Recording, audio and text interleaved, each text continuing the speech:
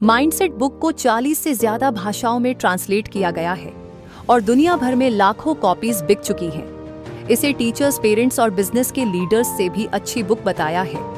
ये पहली बार 2006 में पब्लिश हुई थी, लेकिन तब से कई बार चेंजेस और अपडेट की गई है। इस बुक को ड्वे कई रिसर्च के बाद लिखा है।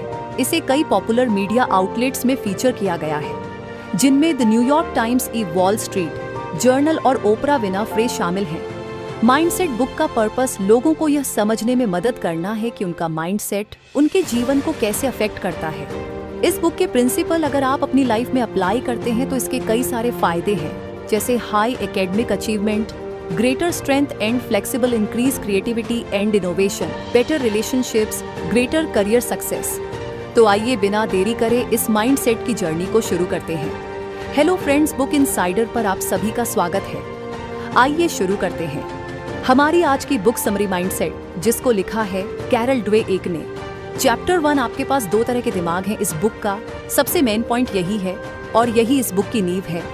ड्वे कहती है कि हमारे पास 2 तरह के माइंडसेट होते हैं। पहला होता है फिक्स्ड माइंडसेट और दूसरा होता है ग्रोथ माइंडसेट।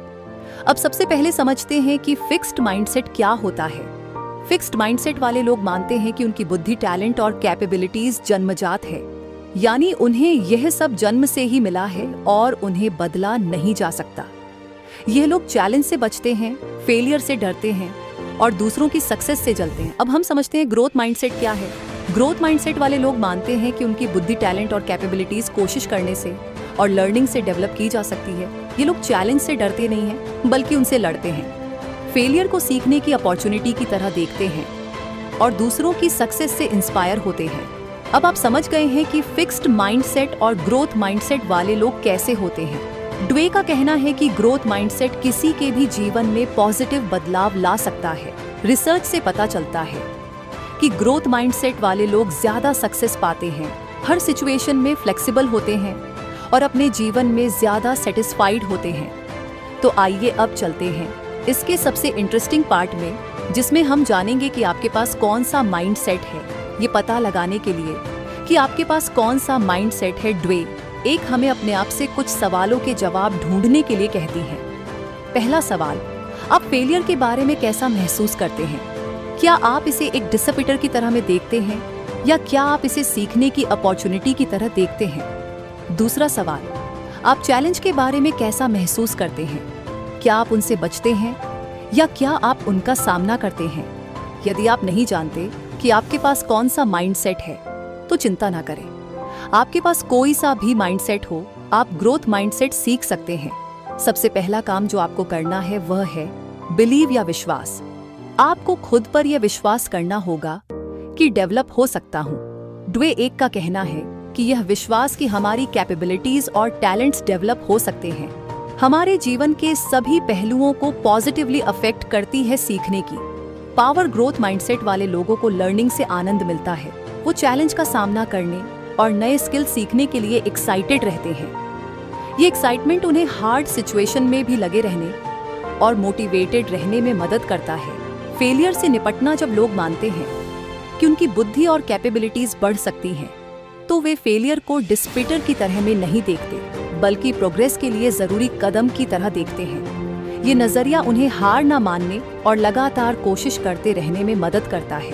फ्लेक्सिबल और मोटिवेशन, ग्रोथ माइंडसेट वाले लोग मानते हैं कि सक्सेस कड़ी मेहनत, परसीवरेंस और लगातार सीखने की इच्छा से आती है। इस वजह से वे दूसरों की सक्सेस से जलते नहीं हैं, बल्कि इंस्पिरेशन की तरह देखते हैं। डेवलपिंग एनवायरनमेंट बनाना, ग्रोथ माइंडसेट न केवल खुद के लिए बल्कि समाज के एनवायरनमेंट में भी पॉजिटिव इफेक्ट डालता है। जब पेरेंट्स, टीचर और समाज लोग ग्रोथ माइंडसेट को अपनाते हैं, तो वे बच्चों और बड़ों को लगातार सीखने और बढ़ने के लिए इंस्पायर करते हैं। इससे डेवलपिंग के लिए जरूरी और मोटिवेशनल माहौल बनता है।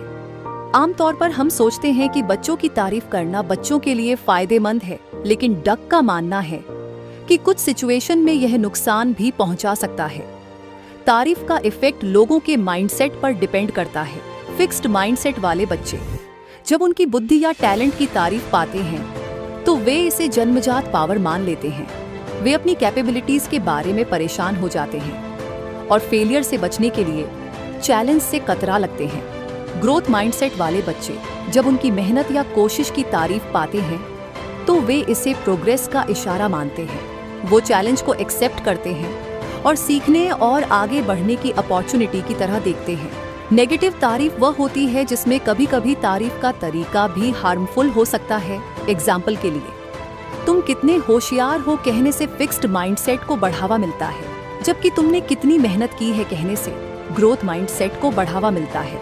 पॉजिटिव तारीफ वो होती है जो बच्चों को उनकी मेहनत, प्रोसेस और कोशिश की तारीफ करे। एग्जाम्पल के लिए, मुझे पसंद है कि तुमने हार नहीं मानी और कोशिश करते रहे। मुझे अच्छा लगा कि तुमने एक नया तरीका आजमाया, तुमने कितना सुधार किया है, यह देखकर मुझे गर्व है।